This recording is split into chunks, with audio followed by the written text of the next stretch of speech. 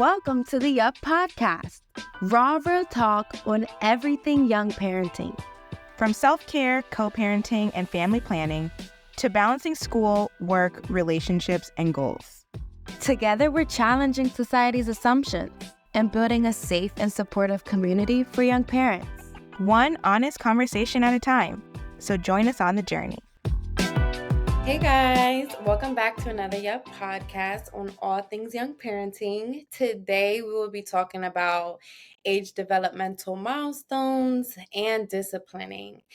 And that already, just a heads up, I struggle with this really bad. So this is going to be a very refreshing and interesting conversation. But as always, it's Divine. And I'm Brandy. And like Divine said, parenting is a journey. I think when they say parenting is a journey, you don't really realize what a journey is, right? A journey is ups and downs and hills and valleys. And I think Divine and I have already had weeks where we have had to talk about this parenting journey is no joke. And so we are going to jump right in. We would love to hear your questions after this and continue this conversation, just how your parenting journey is going, what choices you're making, what development milestones your children are meeting. But to get us started, we want to talk about just the brief developmental milestones. I know that we hear all the time that, you go to the doctor, you take your child to the doctor. Are they talking? Are they saying words? How many words are they saying? Are they standing? Are they walking? And I think that this sets a tone for how we feel like our children should be, especially as young parents when this is all we know. We're going into a situation where we're bringing our child and we want to count, our child says 70 words now by 2 years old. Great, And so I think we can dig into just that, the expectation that's placed on parents for their children to reach this level of success, this like proverbial level of success, and how we kind of navigated that as parents. What are your thoughts? Yeah, I mean, just off of what you said already, I think it's so easy for parents to subconsciously and consciously align age developmental milestones with, am I being a good parent? Or am I parenting correctly? And that can just go in so many different directions of now comparing your situation with others and comparing your child with others. And then am I not doing what I'm supposed to be doing at home? Is this going to affect my child's future? And then it can also already dive into disciplining. Like, if I don't correct this, will this affect her long term, or will it affect us long term, or am I being too hard? And it's just always like a this shoulder, angel. I mean, it's hard, especially as a single parent, when you have to kind of be the nurturer, but also the stern, strict parent. And then how do you balance that? Yeah.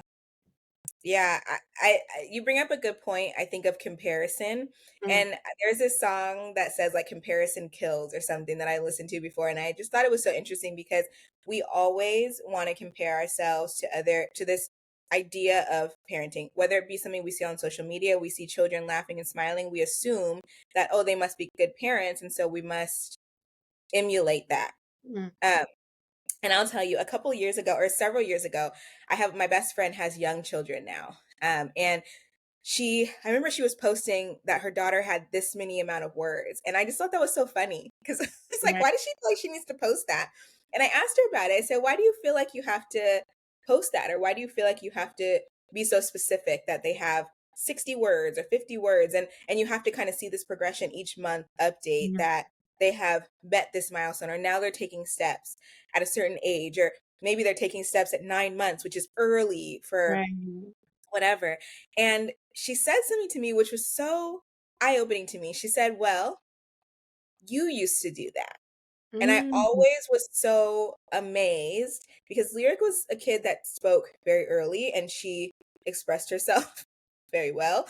And so that was my standard. That's all I really knew. I just thought that that's how it goes. But really, that's just the kid that she is. And so my friend It was like this child who's well adjusted. You are my model of parenting. You're Mm. going through these peaks and valleys, and I'm kind of bringing up the caboose with you. And you did this, and so I do this, and so it settled in with me that that is a highlight reel. And Mm. I think sometimes when we see social media, we see kids walking, we see kids talking, we see kids doing things that maybe are, you know, out of the norm. We think that that means they're going to be smart, or they're not going to struggle in school, or they're going to be successful, or my toddler can say their ABC, so they're going to college. Right.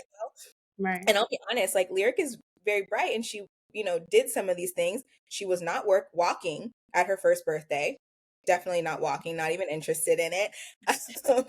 And she will go to college if she wants to. At this, I mean, there have been stages in her life where she wants to be a basketball player in college. She wants to get a boyfriend in college, and that's the only reason why she wants to go to college. Or she wants to be a famous singer. So at this rate, none of that really mattered. Like, yes, okay, she can talk, but and what? And so Yeah. I don't know, what are your experiences with that? How did Yeah. you navigate that? Yeah. And I mean, I think it's nice to highlight too, like it also puts pressure on our kids. I mean, even like with that perspective you said, like, oh my God, they're going to be advanced. And then like if you have another child or that was someone else's child who's advanced and now your kid is not advanced or they're not going to be good in life. And like I think now it's like trickling down to now I have a school age child and she's at the point where she's having state tests, county tests, local tests. I even just recently had to go to a parenting meeting to understand how to navigate that grading system. And it's just like it can make parents and children feel small, like if they're not meeting these standards. And Uh, it's just a lot of comparison and self judgment and also feeling like you're being judged. But I think, like I said, I subconsciously align that with like how well I am as a mm, parent. Like you go to the doctor's office, like you said, and they may tell you, oh, they're in the 80th percentile. And you're like, am I not feeding them? Am I not doing enough note cards? Like, what does that mean? And how can I change that? And it's like there are different things in parenting that we can help support our children. Like a lot of them, like you said, that is the child they are and who they are supposed to be. And like there's different stages to development. yeah. But yeah, overall it's been a journey. I think for me it was really hard because I didn't really know what those expectations are, or I just knew like I had to be a good parent, my child has to be a good child. And then like having that pressure of being with my parents, so like they're telling me things of what I did or what I should be doing or what I Yeah. shouldn't have done. And I just think it adds a lot of pressure of just trying to find balance within it all and figuring out what is right to do and what is wrong to do, or just navigating how to parent. Like there's no guidebook. And I think like you just mentioned, it's a journey. And I think that can get a little frustrating to think about because on a journey, not all the time there's an end point. Like it's just a Mm, journey. It's continuing. And I think it's also important to note, like, though there are these developmental milestones for children, there are so many different developmental milestones for parents, yeah. especially as a young parent when they're still developing in their brain and just how to navigate parenthood as a whole. Yeah. I think that's a good point that you made. You made a couple of really good points. Points of just kind of not knowing what those are. I think sometimes when you're naive to what the Mm, developmental milestones are, like when you should roll over, when the child should right. crawling or whatever, I think sometimes it does help to take the pressure off. But also the image that you tell your kids. So you Mm, mentioned something about like 80th percentile and stuff like that, right? Which means that they're then bigger or whatever than 80% of their peers, which mhm. sometimes these charts, honestly, these charts are not made always like when we talk about BMI, we talk about, growth charts and stuff. They're not necessarily made culturally responsive Mhm. because that doesn't apply to everybody. And so Right. I think that it gives pressure. Then you go into overdrive mode, like, oh, you need to eat more, or you need to eat Mhm. less. And what we don't realize that we're doing as a parent when we're trying to hurry up and get our kids to reach this point of perfection because they have to get, I guess, to Right. 50%, I don't know, um, is that we're putting insecurities in our kids that are lifelong. Like there Mhm, was times when I would have conversations with my daughter about eating habits, and it wasn't because she needed to gain or lose weight, but I had to be very conscious about how I shared that, even as a young parent, because I'm realizing that I don't want the world's beauty standards to infiltrate her young mind. So I don't want her, I mean, she would come to me and be like, Mom, my legs, my thighs, my whatever at a really young age. And I'm telling her, girl, you are going to be very happy about those thighs one day, you know? And so that's how God made you. That's how you were made. And so, being really conscious around why we're doing it. Why are we mhm, forcing our kids to stand? Why are we forcing our kids to, and what message is that sending to them? mhm, And I think the other good thing that you said is that we are growing with them. The brain doesn't stop growing and developing until age 26. mhm. And most people, and some people, maybe even beyond that. And so Right.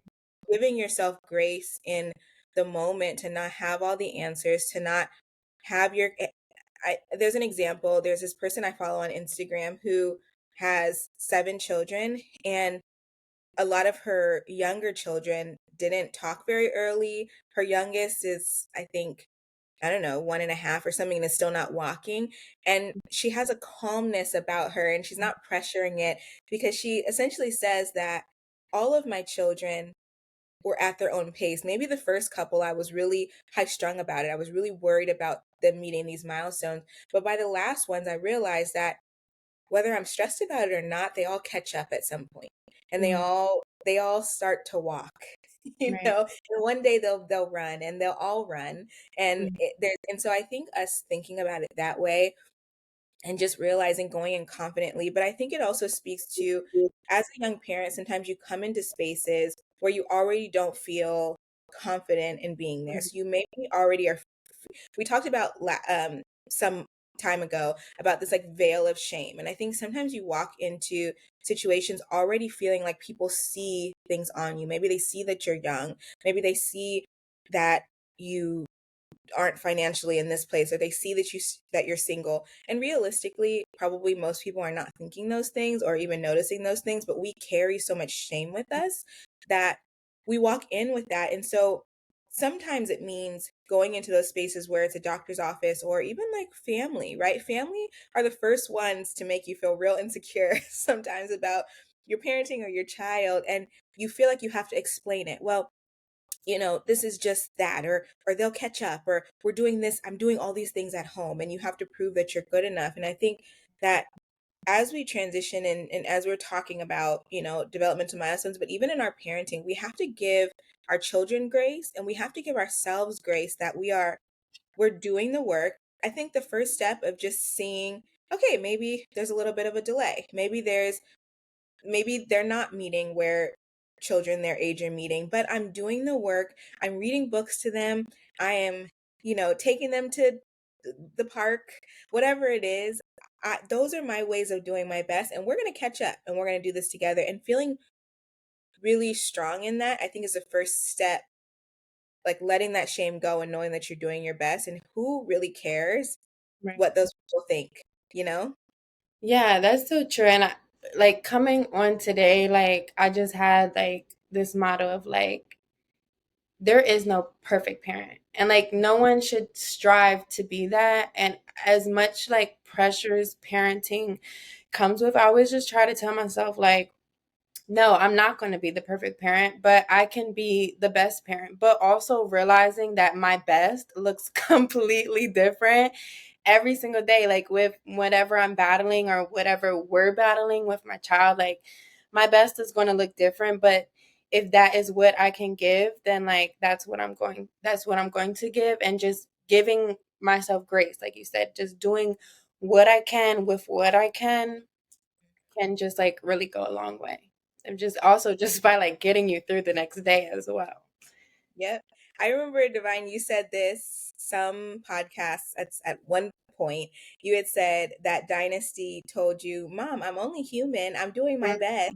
And she was, Mhm. emulating what you do. And so I think that when we see our kids doing their, have a therapy background. And so there are times when I try and therapize my child. There are times that I try and let's talk about your feelings and, things like that. And I feel like it just goes over her head. But then Mhm. I'll hear her talking to her friends like, "Oh, you should really talk to your mom about your feelings." And I'm like, Mhm. "Girl, you know?" Right. So I think when you see your kids doing the things, like there's Yeah. this thing going around on social media right now, which I think is so cute, where they've given children like different items, like maybe it's a pad or maybe it's deodorant or maybe it's a toothbrush, and you just see like toddlers or babies see what they do with it. And when they put them where they go, right? Like they emulate what it is that it shows that they're watching you. I And so know. just like they're watching you and they're learning from you, they're watching you go to the bathroom. And so one day they'll be potty trained. It's okay if it's not till they're 4, right? That would be rough, but it's okay. And Mhm. so I think they're watching you do these things. They're going to catch up. They're watching you walk and talk and have community with others, and they're watching how you carry yourself, but they're also feeling and picking up your stress and your anxiety. And I'm Mhm. talking about myself.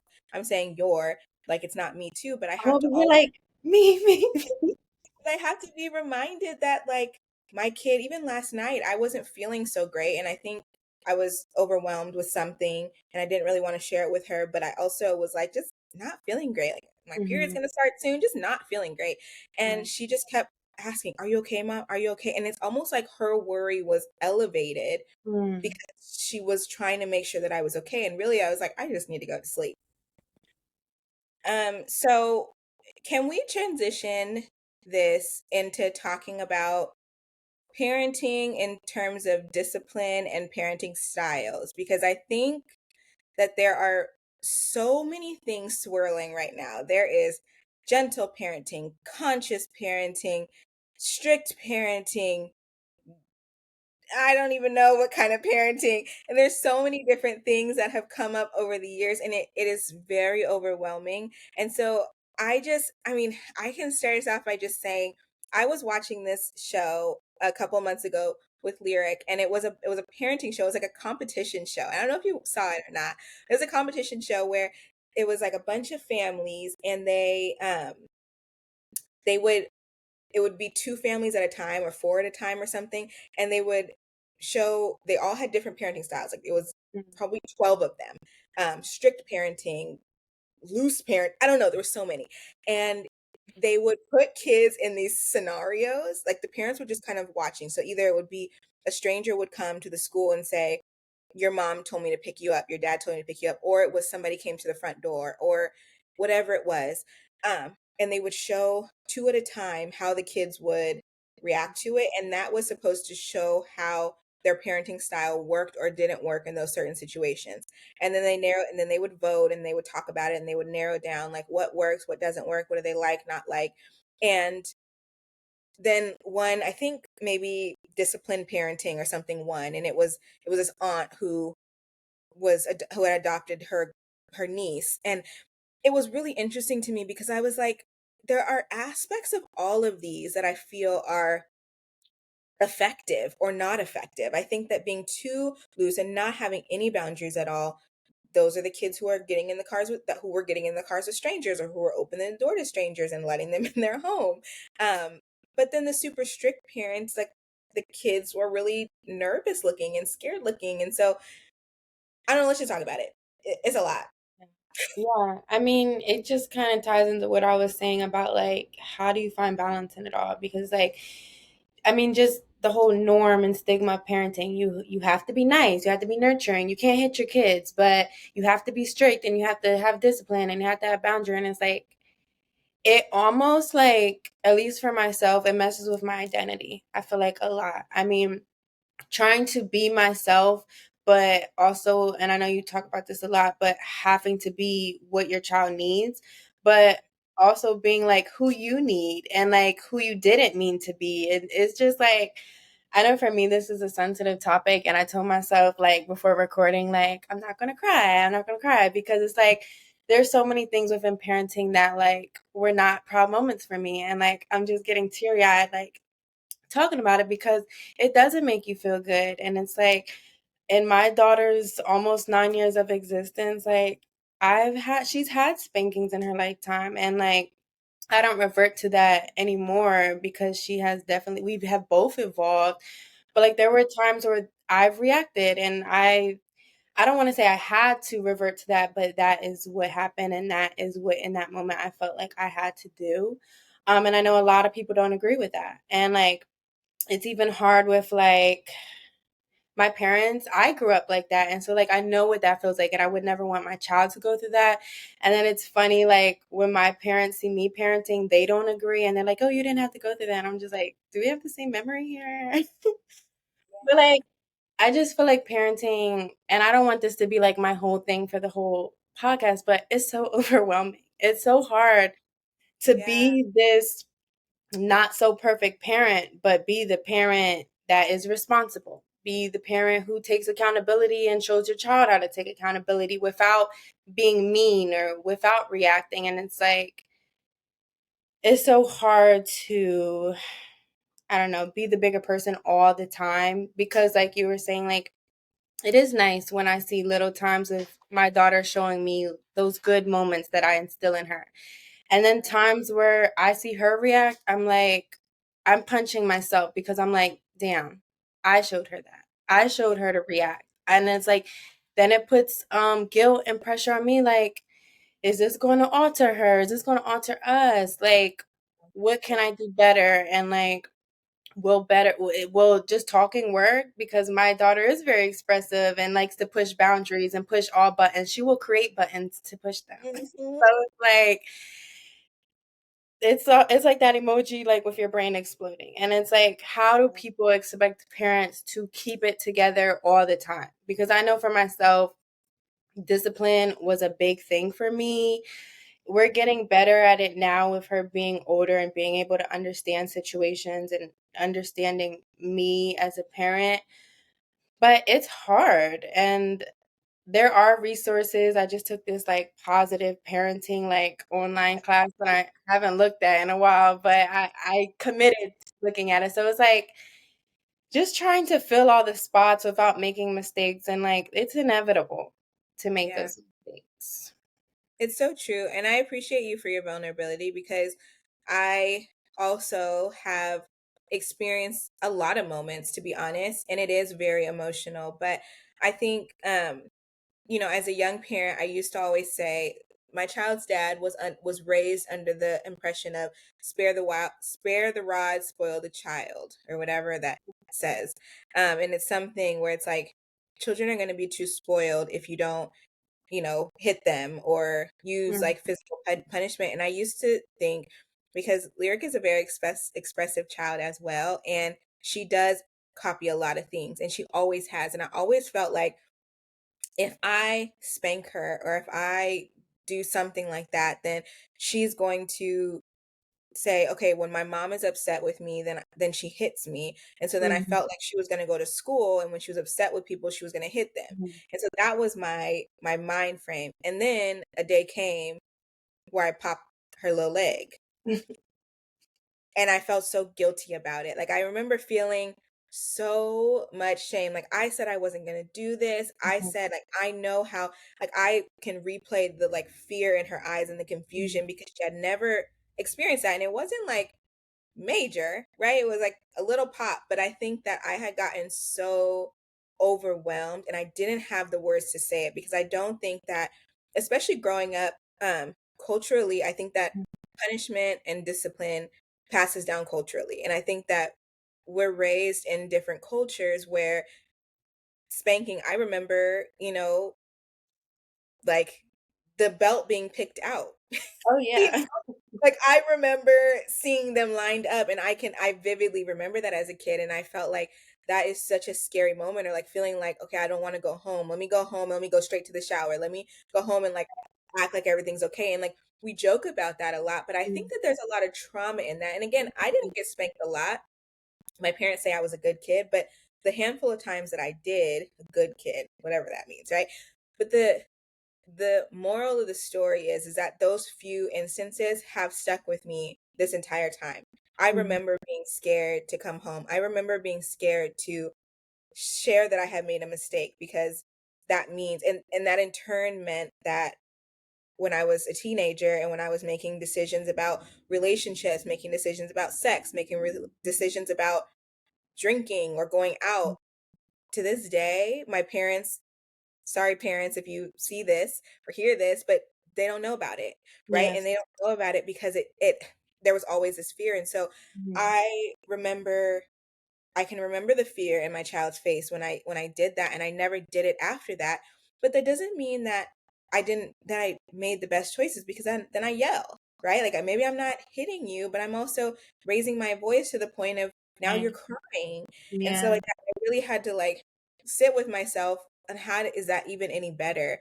Right. And now when I ask my daughter, she literally has no recollection. I don't tell her that I Mm. popped her, but she has no recollection of it. Like when I'm like, "Oh, you know, you could be this kind of kid," or this is what happens in this. She's like, "Yeah, well, thank God I'm not." And I'm like in my back of my head, "But you were once," you know.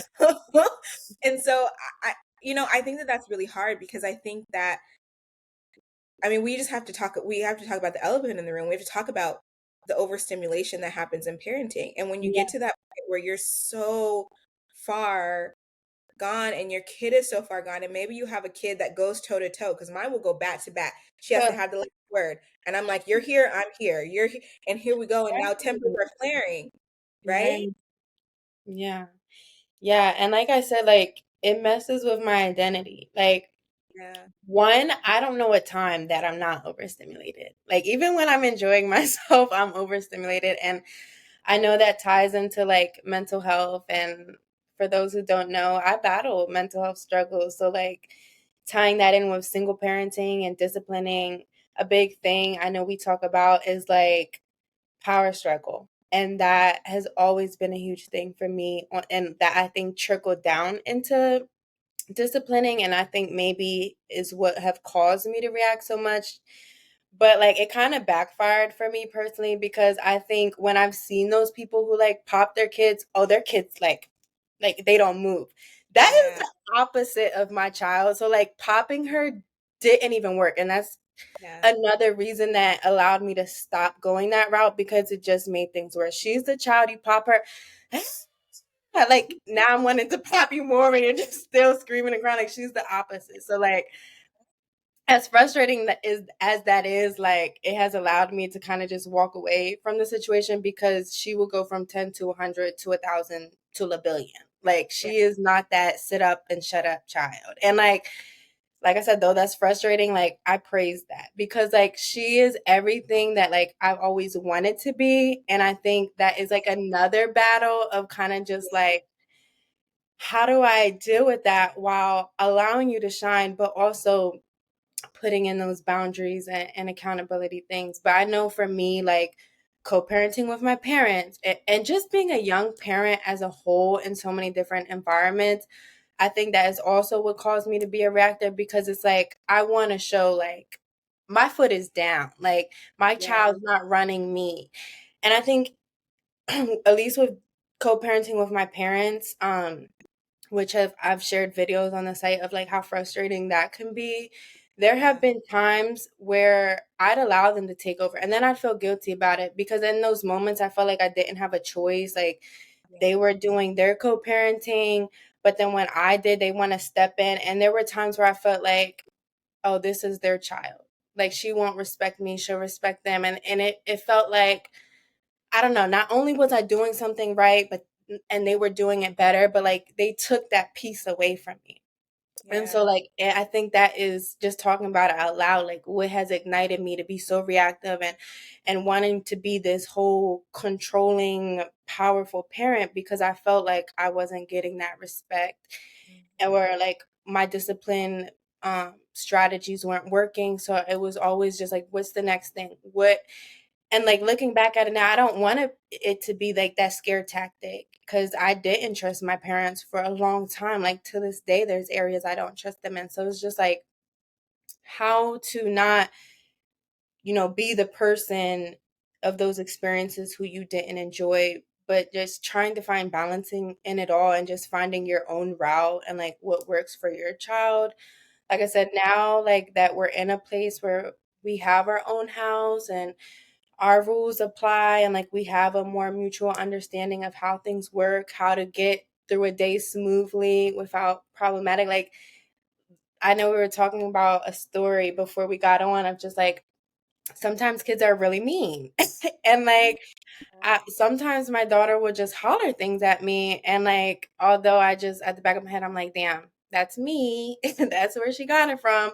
But also like I'll look at her and I'm just like, that hurt my feelings. And she'll be like, I'm so sorry, mom. Like I didn't mean to yell at it like that. So like I know we're getting somewhere and I know like she's understanding of me and I'm trying to be understanding of her. But it's a lot. It's a power struggle. Feelings are hurt. How do you not take those things personally? And that Yeah. was a big thing. I used to take a lot of things personally when my daughter was young. Now I'm like, goodbye. Like, whatever. Mhm. But it's Yeah. hard. Yeah, it's hard. It's hard and it's an everyday thing. I think that when Mm, we talk about you never stop being parented, I think that there are yeah. still things. There's a conversation that I had with my mom who y'all have met. I had just recently with her that I told her, I said, you know, mom, there are times that I just want you to just be my mom and I just Mm, want to vent to you and I just want to cry and I don't want a solution. I mm, don't want you to give me any advice. I just because once the dust settles, like the answer will become clear. mm, And it clicked for her that her personality as a doctor, very much so, is like getting getting a resolution, right? The mm, people don't come in just to like complain about their problems. They come in for a solution. And so I had to realize that her being a teen mom and also her being, a physician and all of that, that is in her DNA really to do. And so that was a growth moment for her. And I'm very much so an adult, right? And so you never stop parenting. But I think that the vulnerability that comes with a lot of the things that you said, starting with overstimulation and just feeling like you don't have a grasp on things. You don't want your kids to know that you're barely keeping the bills paid, right. or you had a really hard day at work, or you're really stressed about their performance in school, or you're really stressed about their friendship dynamics, or you're really worried about their own mental health, or like whatever it is. I think that sometimes overstimulation comes out of fear, and it Mm, comes out of fear that you're not good enough, or that they're not good enough, or that cycles are going to be repeated. I know that I spoke recently. I've been really healing and I've been really dealing with this, because it was kind of exposed to me that I kind of walk around with these unresolved things, and not realizing that like I was making a lot of choices when I was younger because I felt like I wasn't worthy, or I didn't have the love from, a certain family member or whatever. And so I then made choices to fill that void. A lot of people don't know that I, made several mental health decisions and um did a lot of things that, like, thank God I'm still alive today, essentially. And people don't know that because it's this thing that like you hold so much so sacred, and you don't really have a safe space to talk about it. But then I think then that meant that I parented from a space of fear because I didn't want, okay, now I see that my daughter has the same struggles with a parent, right? Or the same feelings of like abandonment or whatever those feelings are. I also see that, now she's, you know, maybe like nervous about this thing, or maybe there's some perfectionism there, or maybe there's little things that make me so nervous that then I parent from this place of I'm constantly overstimulated because I'm constantly trying to fix it. But then that comes out as me being like hard or tough. Really, it's like, no, I just want you to be okay. mm, I just want to be okay. And so I really think that if we started to look at the healing that we need to have, I think it's easy to say maybe you had I know you had two parents in the household for, a good portion of time. Whether that dynamic worked or didn't work, I know you talked about that on the website, but people on the outside would be like, "Oh, Divine had two parents in the household, she must be good."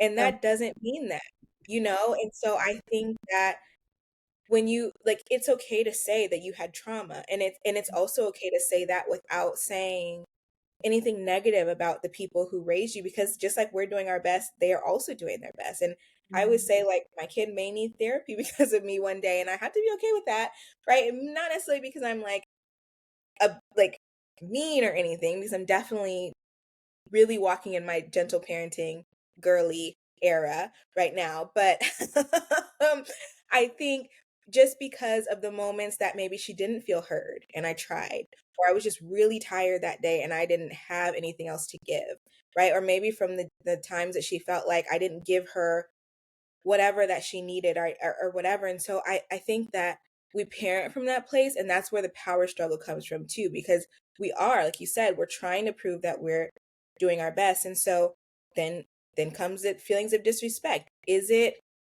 I mean, I was telling Divine earlier that there was a day this week where I ended up in tears because I just felt like so overwhelmed. My child was overstimulated, and she gets so frustrated with me because I'm always like, you're overstimulated, I'm overstimulated, we're both dysregulated. So let's like take a breath, let's regulate, and let's come back. But then there's some schools of thought that say that, oh, if you go take a breath, then they feel like you've walked away from them and you've abandoned them. And I'm like, what's better? Because I'm telling my child, I'm giving her the words to say, I'm feeling dysregulated right now. I need to take a breath. I don't love you any less. I just need to take a breath and come back. So I went and took a walk outside.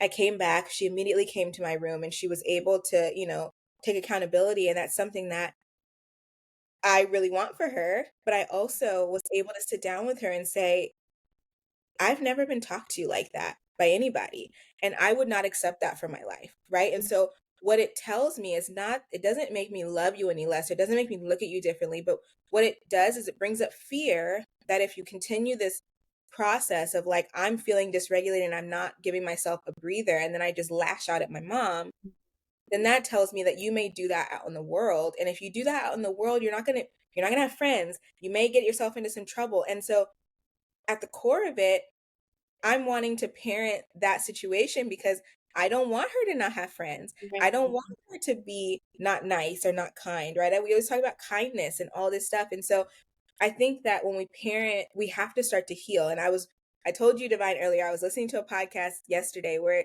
somebody said, like, before you can start to gentle parent, you have to gentle parent yourself. Mhm.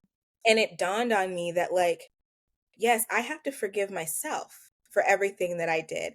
I have to teach myself how to share my emotions effectively if I want my child to share her emotions, if I want to create a safe space. I have to not lash out, not get defensive, not get jump to conclusions, and actually learn how to regulate if that's the kind of parenting dynamic I want with my child. Mhm. Yeah, just like tackling that, being that bigger person and, doing the work. You want this outcome, you have to do the work to get it. And sometimes as a parent, it may take a little longer to heal those spaces because, like we talked about, we're always putting that parenthood cap on, whatever that cap is. Finding the time to heal yourself, putting yourself in the right outlets, the right communities. And I mean, just another reason why I love my job so much because it kind of helps me keep accountability because it's like I have to talk about this stuff, but I have to teach these young parents these things too. And it's like, who would I be if I'm just Right. talking the talk and I'm not instilling that? And it's so funny because my daughter hears our conversations pretty often and she's like, like you talk to young parents about how to be a parent. So like I just can see like, conversations already trickling because she knows I'm some form of inspiration and a model. So it's like I have to be that in the house as well. Yeah. Yeah. Yeah. So true. I mean, kids are really funny. I know my daughter has sometimes asked me, Mom, why do you talk to the dog in this tone and you talk to me in a different tone? And it humbles me really quick because I'm like, oh, you're right. Yes. I'm like, oh, come here, little Right. smushy bushy. And with her, I'm like, girl, stop Right. personal space, because both of them honestly would live in my skin if they could, Right. right? And I'm like, I'm out touched, I'm whatever. But I mean, I think it's important to share those things, right? It's important for our kids to hear those conversations. It's important for us to share. I'm not feeling great right now. What you said hurt my feelings. This situation happened. I know after the situation that we kind of went through, I was able to share how I'm trying really hard to parent differently than I was parented. And not because I was parented wrong or bad, but it's like the tools that my mom had was what she had, and she Mhm. adapted what she Mhm. knew from her mom, and she tried to do better, right? And then she did a little better, and then now I'm adapting and I'm trying to do a little better, and then my Right. child will do a little better. And so I think it's important for us to just talk about the fact that not only trying to parent from a healed space, because you're right, it's not easy to get to therapy. It's not easy. What I do is I listen to podcasts, I listen to music when I'm in the carpool line at school. Right. I give myself a moment to really reflect on whatever it is that I'm thinking. If Mhm. I, am feeling like I'm a tapper, I tap when I'm feeling like Mhm. nervous or anxious or anything, and I do it subconsciously. And so when I start to do it, I've trained myself to like stop for a second and feel in my body what's going on or why I'm doing it because it's subconscious. So I could just sit. You ever see me tapping? It's because I'm thinking about something or whatever. And so I have to sit with that and be like, all right, Brandy, what is it? Like let's get to the bottom of this and let's move through it and give myself grace. But then the other part of it is that every day is a new day to try something different. I think last week we were probably recording 2 weeks ago and we were talking we bring up the word gentle parent and I'm like, these kids need a gentle child, right? And that's always been my thought process. But then I realized that every day is a new day to try something different. And I have to remind my child every day that I'm trying something different because sometimes she will react or expect a reaction from Mhm. like old parent of me. And I have to tell her, I've had to tell her even recently, even though I've been on this journey for a little bit, I've had to tell her like that was old mommy, right? Like that was somebody who didn't know how to react, didn't know how to name her overstimulation, didn't know how to name her emotions. But now I'm trying to give you a new mom, right? I'm trying to give you a new version of me and I'm trying to really, and so we're going to have to be patient. I understand that sometimes you're going to react because you're going to expect my reaction, but just know that you're emotionally safe with me. And if you don't feel that way, you have the space to share it. And even though I've always said that, I don't think I've always acted or walked in that. And I don't think that it's necessarily always been something that she felt. And so I'm, every day is a new day to do that, you know? Yeah. Yeah, so you mentioned gentle parenting a couple of times, and I kind of want to get your definition of what gentle parenting looks like. I know for me, at least within my experiences and all the gentle parenting videos and TikToks I see of how to do it, what it looks like, it doesn't seem as realistic for me just with the personality I have, but I have come across the term positive parenting, and I think that felt like it resonated more with me because not all the time I'm this gentle person, but at least I can do things in a positive light where I'm not being negative about it. I'm not being harsh and mean about it, but I can be calm and positive, which doesn't mean necessarily not always yelling, but maybe correcting my tone positively. So, kind of Yeah. tell me how you feel about that and your view of it. I mean, I think that's great. I think ultimately we don't have to put a name because from one day to the next, I think I Mm, was pretty gentle today. And I think I was pretty gentle yesterday, but maybe the day before I was a little less gentle. I will tell you, I know I told you this before, but I was also listening to this podcast where this child was telling their parent like the range of where they were. So a mm, 0 was like a tough parent, and a 10 was like a gentle parent. And so I asked my daughter, "Well, what range do you feel like I am?" And she said, "You're between a 3 and a 9." And I was like, okay, well, what makes me a 3? And she's like, well, sometimes you know, get upset with me, or sometimes you tell me to go clean my room and I don't want to, or sometimes I don't feel heard, or whatever it is, right? And I said, okay, that's valid. And then what's the 9? And she's like, well, when you care about my feelings and you talk about my feelings. And then I asked her, well, what would get me to a 10? And she's like, if you just let me do whatever I wanted to do. And I'm like, okay, well, moving on. I don't even want to be a 10. right.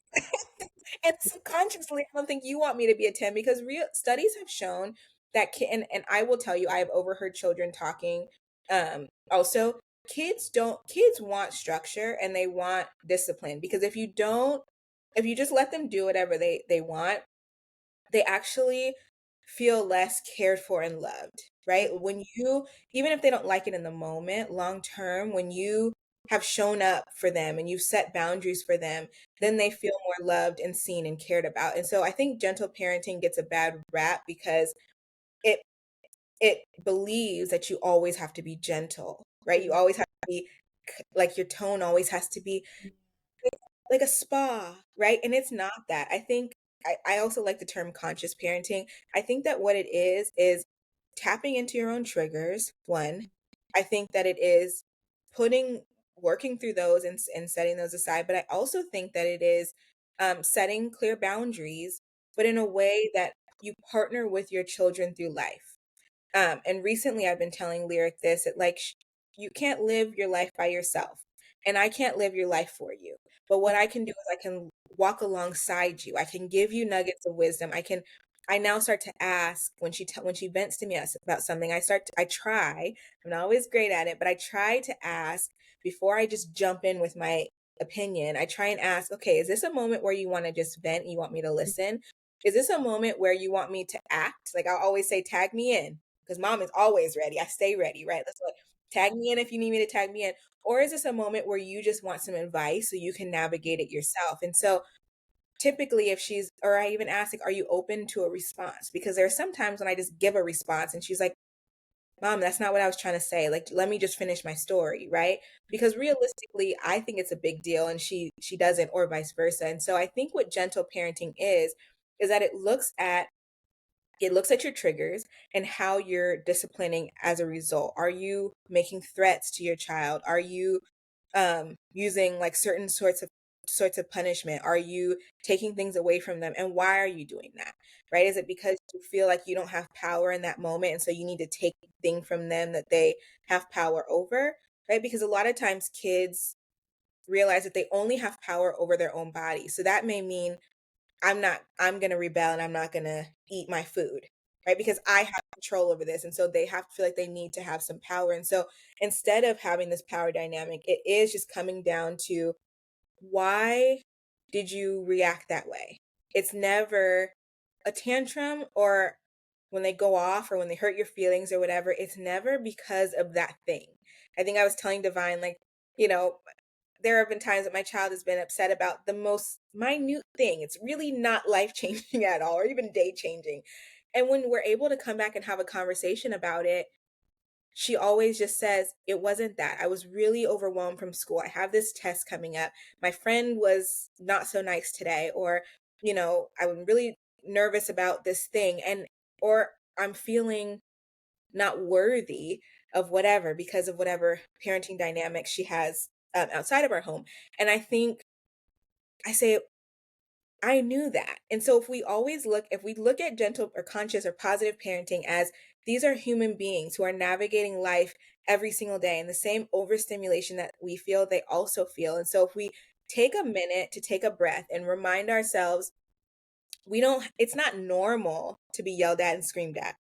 Nowhere in the world would that happen, right? It's not normal to be whatever, right? So that's not necessarily a normal thing that they're ever going to experience, but it is normal, like why are we feeling disrespected by what they say? No, it's also just okay to say, I'm not ever going to allow anyone to speak to me like that. That also messages to them, you don't ever allow anybody to talk to you like that. Right?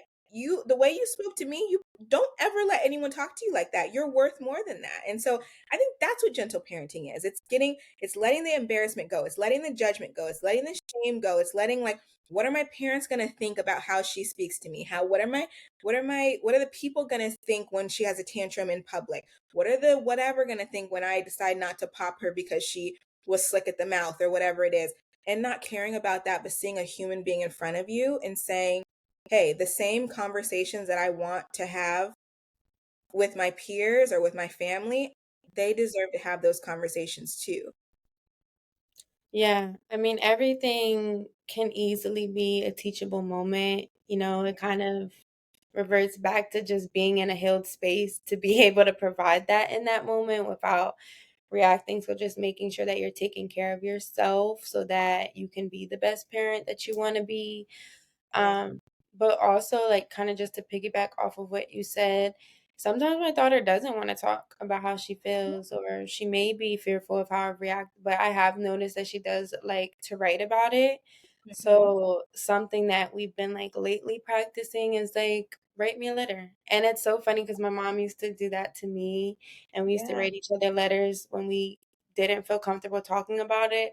So like now I'm instilling that, like write me a letter and I'll write you back one. And if you yeah, want to talk about it more, we can, or we can write about it. But she thinks it's kind of like cool too to like, Mom, go find the letter I wrote you.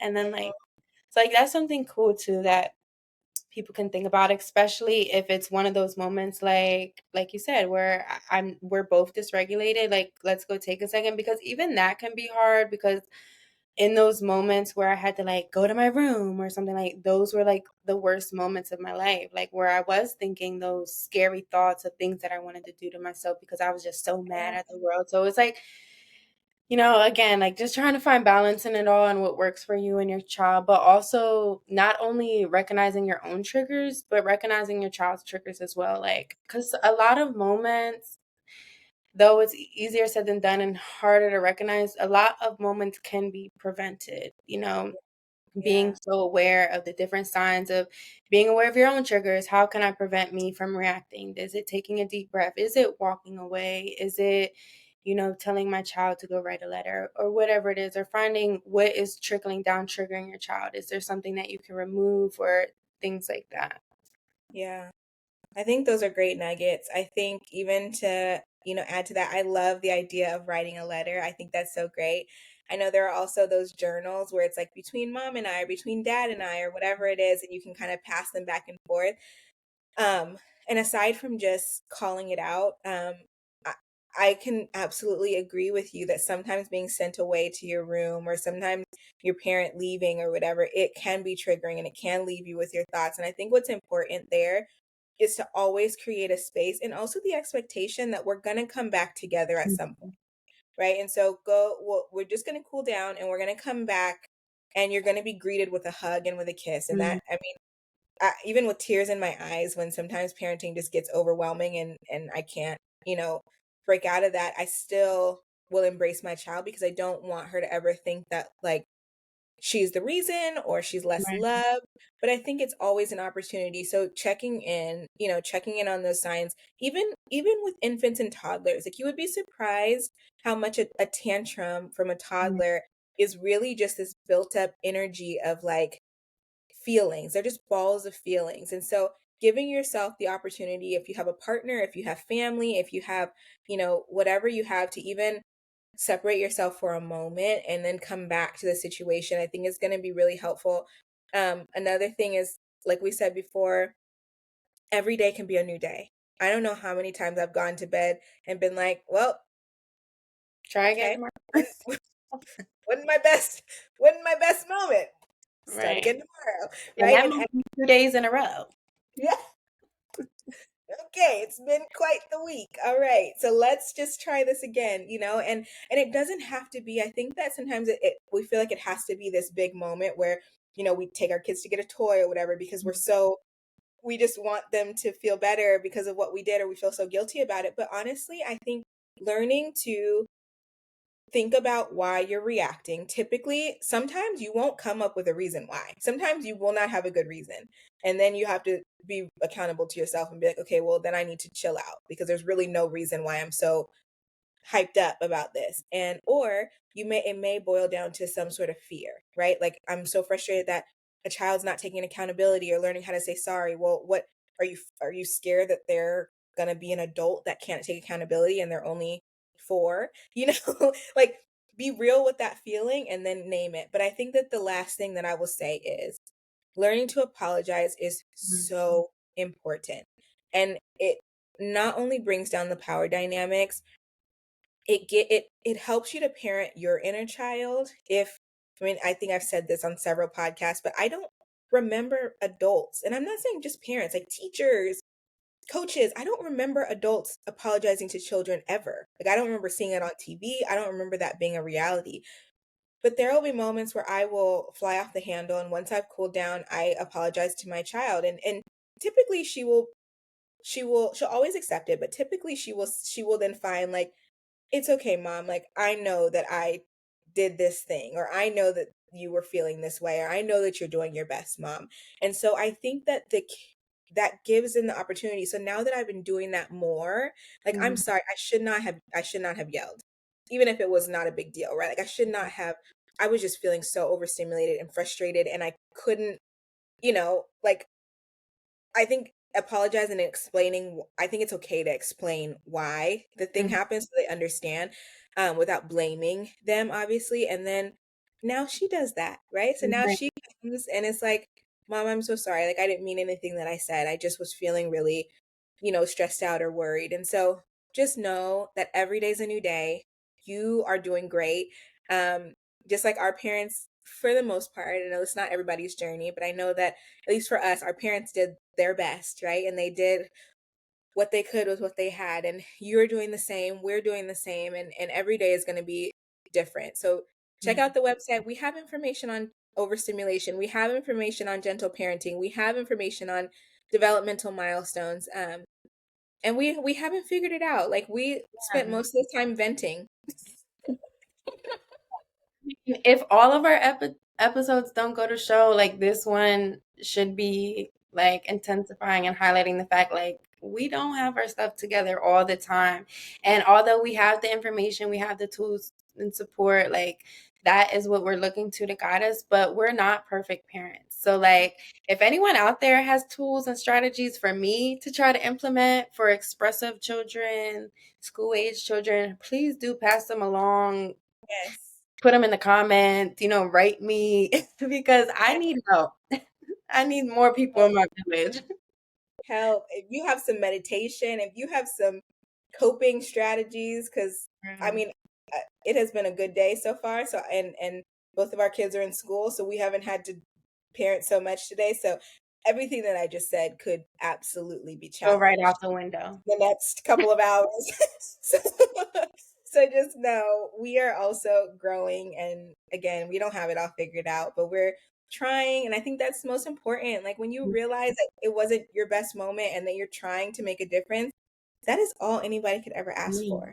Yeah, I mean, it shows that you care. Like you're showing up whether you make a mistake or not. Like I tell myself all the time, like I care. Like the fact that I want to do better, the fact that I'm acknowledging my mistakes, the fact that I'm apologizing and Yeah. finding tools and resources in the education, like I care. And again, like Brandy said, every day is a new day. And as long as you can be your best, knowing that your best looks different every single day, like that's all that matters. Yeah. Well, we care about you. Don't forget, we want to be internet aunties to all the babies. So let us know. Let us know what you need. Let's talk through. Maybe we need to have like a parent support group. Like, let's talk through some of this stuff because it's hard. Yeah. And we're a network for each other, and we want to be support for you too. So until next time, Yes. Until next time. Thanks, guys, for listening. bye. If you enjoyed the Up podcast, please subscribe, share, and leave a comment. And visit youngunitedparents.org for the information, community, and resources young moms and dads need to thrive.